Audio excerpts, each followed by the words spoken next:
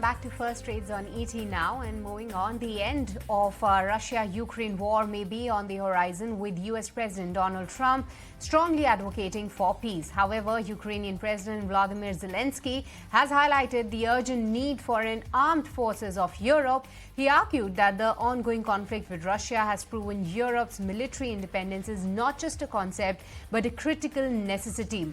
While European leaders have long debated this idea, Ukraine's three-year war has made its importance undeniable.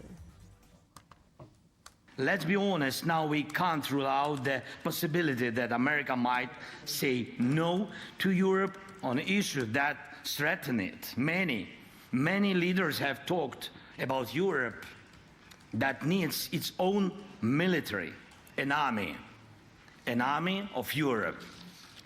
And I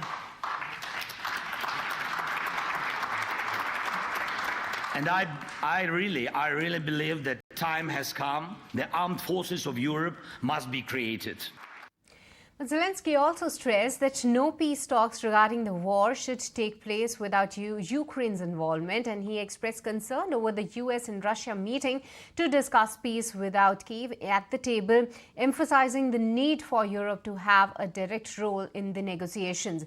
As the US considers the possibility of peace talks, Zelensky remains cautious. Now, despite reassurance that Ukraine would be included, he remains skeptical of any potential agreements made without Ukraine's direct participation, insisting that any deal must serve Ukraine's interests, not Russia's. Let's go across to my colleague Srinjoy, who will put the talks into the perspective for us. Srinjoy.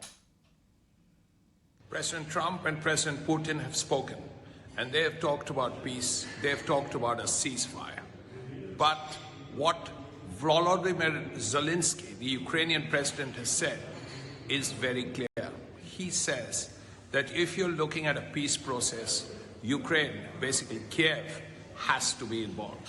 Because at this point, the war has lasted for quite a while, over 1,000 days, and Russia still controls a considerable chunk of Ukrainian territory.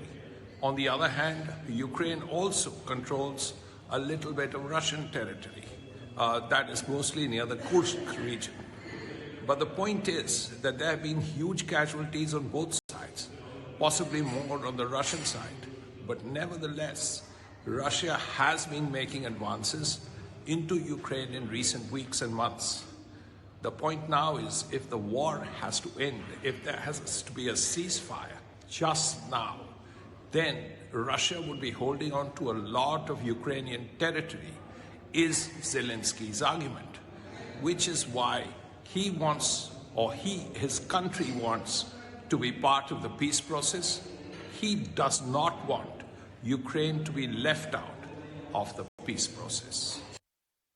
Right.